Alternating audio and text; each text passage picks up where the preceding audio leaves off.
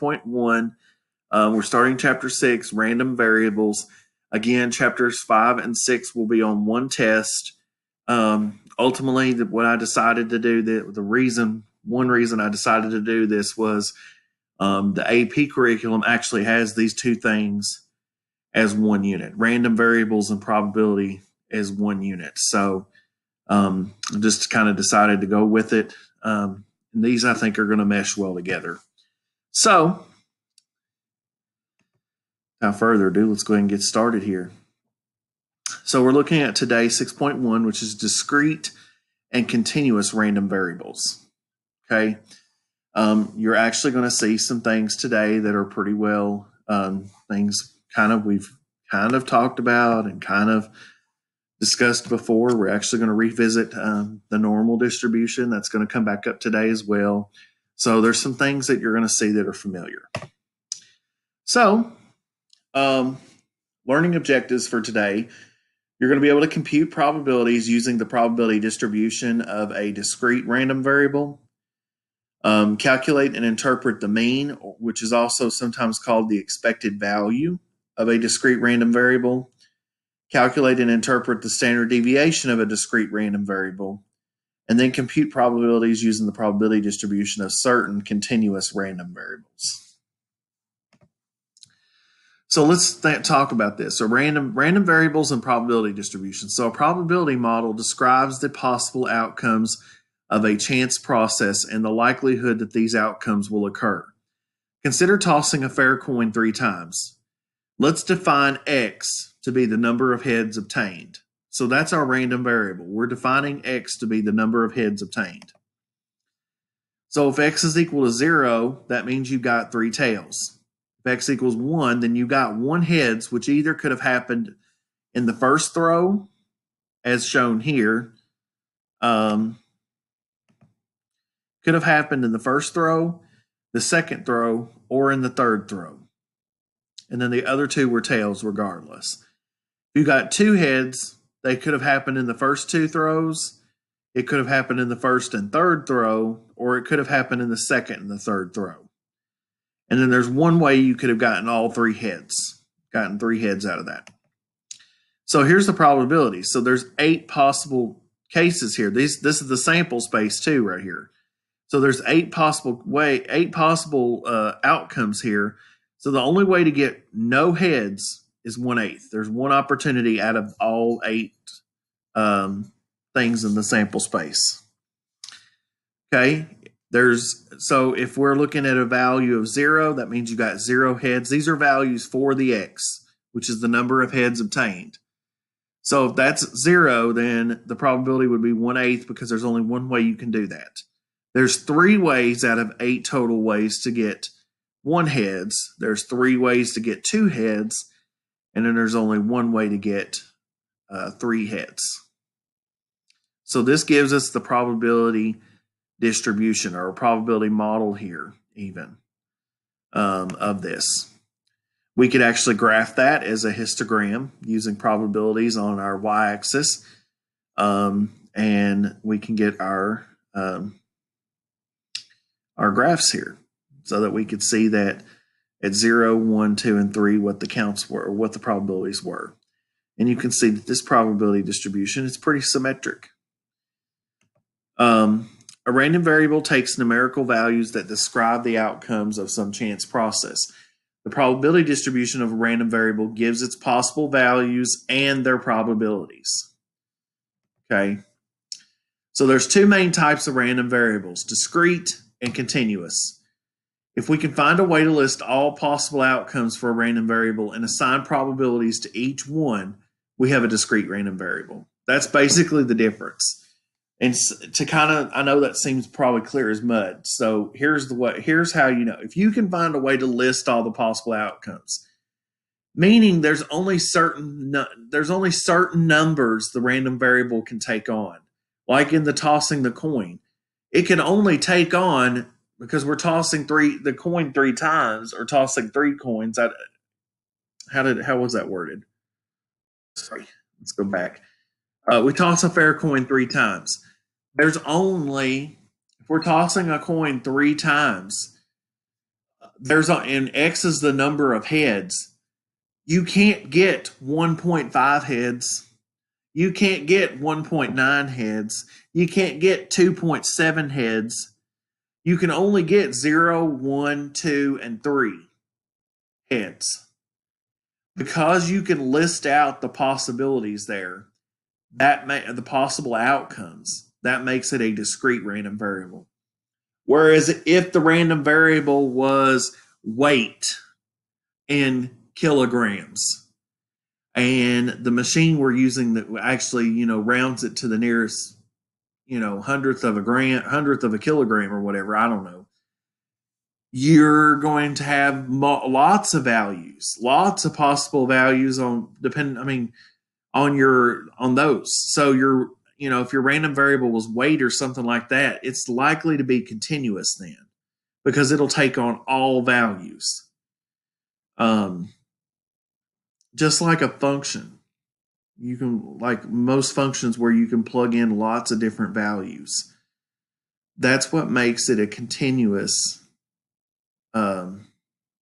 distribution or continuous random variable. So a discrete random variable X has a fixed set of possible values with gaps in between. The probability distribution of a discrete random variable X lists the values of X sub I and their probabilities P sub I. So you have X1, P1, X2, P2, X3, P3. These are the values and their probabilities of each one of those values. The probabilities must satisfy two requirements. First of all, they have to be a number between 0 and 1, and the sum of those probabilities has to be 1. You have to be able to add these probabilities together and get 1 as a total there. That would have been the case in this example, because 1/8 plus 3/8 plus 3/8 plus 1/8 is 8/8, which is 1. And all of those were between 0 and 1. So to find the probability of any event, you add the probabilities of those particular values of X that make up the event. Okay. All right, so when analyzing discrete random variables, we follow the same strategy we use with quantitative data. Describe the shape, the center, and the spread, and identify any outliers. The mean of any discrete random variable is the average of the possible outcomes, with each outcome weighted by its probability. So suppose that X is a discrete random variable whose probability distribution is, you got your values, your probabilities, corresponding probabilities. To find the mean of X, this is also sometimes called the expected value of X. It may just say in the problem, find the expected value of the random variable. That means find the mean. Okay? Those words, it can say mean or expected value, and it's the same thing. But you multiply each possible value by its probability and then add all the products. So what you're doing is some use of X. Okay, again, we're seeing mu right here. Remember mu, that was the mean before. It's equal to the sum, sigma of X, of all the random variables. And what you're doing is you're taking each little X value, each value, X1 times its probability, P1, plus X2 times its probability, plus X3 times its probability, ... so on and so forth, until you've added up all of the products of the X values and their probabilities, their corresponding probabilities. Okay. All right. So here's an example, and I'll also will be giving today, and I realized I should have probably gave this out yesterday. I didn't, with everything else I gave you. There's also a way we can do this on the calculator. I'll talk about that too here today in this video. But to find the mean expected value here, we're looking at an example here. A baby's APGAR score, which I'm not really sure what APGAR is. You can look that up, research that if you really want to know the context of the problem here. But it's the sum of the ratings on each of the 5 scales, which gives a whole number value from 0 to 10. So let X be the APGAR score of a randomly selected newborn. You've got 0 through 10 here, and their probabilities of those scores being the score. Compute the mean of the random variable X and interpret the value in context. So we see that 1 in every 1,000 babies would have an APGAR score of 0. 6 in every 1,000 babies would have an APGAR score of 1, and so on. So the mean expected value of X is You add up all those. You take 0 times 0.001 plus 1 times 0.006, each value times its probability, plus the next value times its probability, plus the next value times its probability, so on and so forth. And what you get is 8.128. So the mean APGAR score of a randomly selected newborn is 8.128. This is the average APGAR score of many randomly chosen babies. That's how you would interpret that in context. Okay. All right. Standard deviation. So as soon as we have done mean, the next thing we want to always try to calculate is the standard deviation. So how do I do that? Since we use the mean as the measure of center for a discrete random variable, we use the standard deviation as the measure of spread. The definition of the variance. Okay, remember variance and standard deviation. Variance is the squared standard deviation. Standard deviation is the square root of the variance. So the definition of the variance of a random variable is similar to the definition of variance of a set of quantitative data. So you've got your distribution here, your values, your probabilities, and that mu sub x is the mean of x. The variance is, so variance of x is going to be sigma squared sub x. It's going to be each value minus the mean quantity squared times the probability plus the next value minus the mean quantity squared times its probability, so on and so forth, on and on and on until you've done that add of all those sums there. Okay, all those quantities. To get the standard deviation of a random variable, take the square root of the variance. So if you want the standard deviation, you take the square root of this value of the variance and you get that. All right, so for example, here we're looking at a baby's APGAR score again. We've got the same distribution that we just did with the mean example. Okay, compute and interpret the standard deviation of the random variable. So the formula there is given to us. I believe that's also on your formula sheet. So you take the first value, 0, minus the mean. 8.128 was the mean. That's where the 8.128 comes from, the mean. We already calculated that in the last example. Take that quantity squared times the probability, 0.001, plus the next one, 1 minus 8.128, quantity squared times 0.006, so on and so forth, add them all up together. And the standard deviation then will be sigma sub x, which is the square root of, I'm assuming you get 2.06 when you add all those up. You do, right there it is. So the standard deviation will be the square root of that, which is 1.437. That means a randomly selected baby's APGAR score will typically differ from the mean by about 1.4 units. That's how you would interpret that in context. Okay. All right. I'll show you how to do this on the calculator when we're back in person.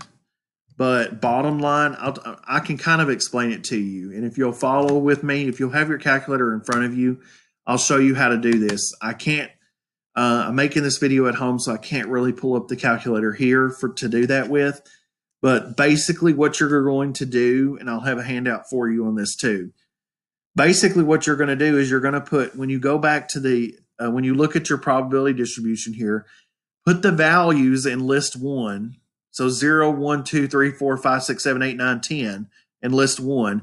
Put the probabilities in list 2, 0.001, 0.06, 0.007, 0.008, so on and so forth. Put all those in there. Make sure you have the same number of values and the same number of probabilities, because every value has a probability. You put all those into list 1 and list 2, respectively. And then you're going to go to stat. You're going to go over to calc. You're going to go to one variable stats. Your list will be L1. This is where we use frequency lists. The probabilities are the frequency list. So put L2 as your frequency list, or whatever list that you put the probabilities in at. That's where you're going to put the frequency list. You're going to put that list where you put the probabilities in as the frequency list. Then calculate, boom, it gives you the mean at the top, x bar.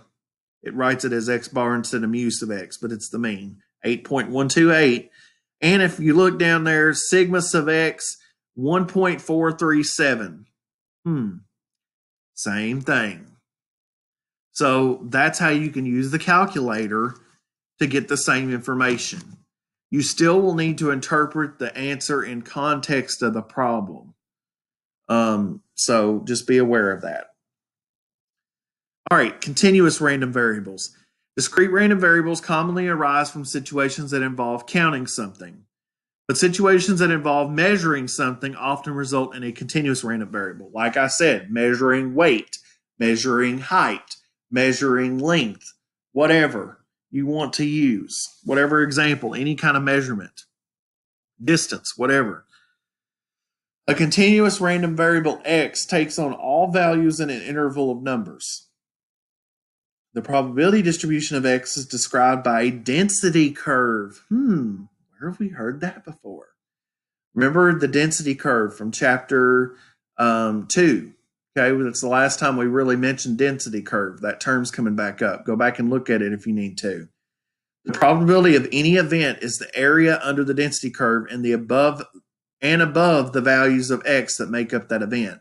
So we're looking for a particular area under a density curve. Wonder if it's a normal distribution, and I wonder what we'll use on the calculator to find an area under the curve.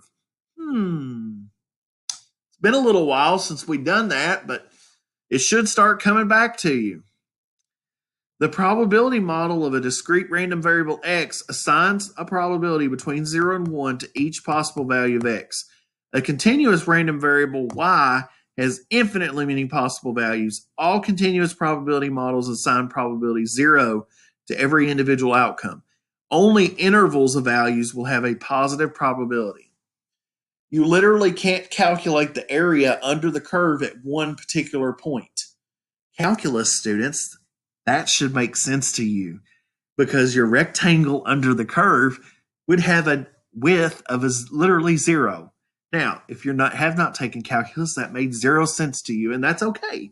You don't necessarily have to know that. But bottom line is, if you've got a density curve, the area under one single point, if you try to calculate that area, it really has no length to it. That interval, there's not an interval. You're at a single point. So literally your area is going to be 0 because you're going to have a length of 0 and the height under the curve of, it doesn't even matter. 0 times anything, 0. So that's why we have to calculate them over intervals.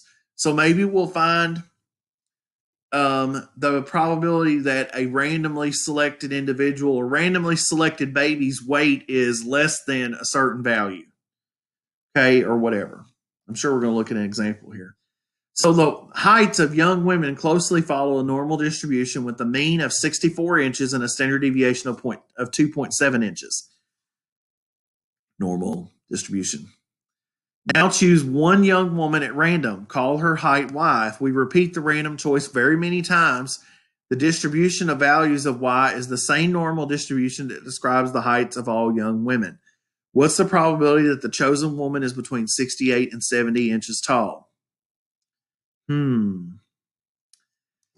Wonder how we do that. How do we find areas under normal curves? Normal CDF. The lower bound, we're between 68 and 70. So 68 to 70. Our mean is 64. Our standard deviation is 2.7. Type all that in, and you can get the answer. Okay, now they're going to probably go through this and normalize it. So we want to find that probability that y is between 68 and 70 on this normal distribution. So perform the calculation, show your work. They standardize that variable first. They standardize 68 and 70, get those z-scores there. And then they do the probability that the standard normal distribution is in between there, which is kind of tough to do, but you can get the same answer, 0.056. They get 0.0562. When you do normal CDF, you get 0.0561. Pretty darn close. You would get the right answer. It would be considered pretty much the right answer either way, okay? So that would be the answer of that. Okay. You can do that with normal CDF, though. You don't necessarily have to standardize it like they did here. Okay. Hopefully that makes sense. You're going to have some problems to do with this.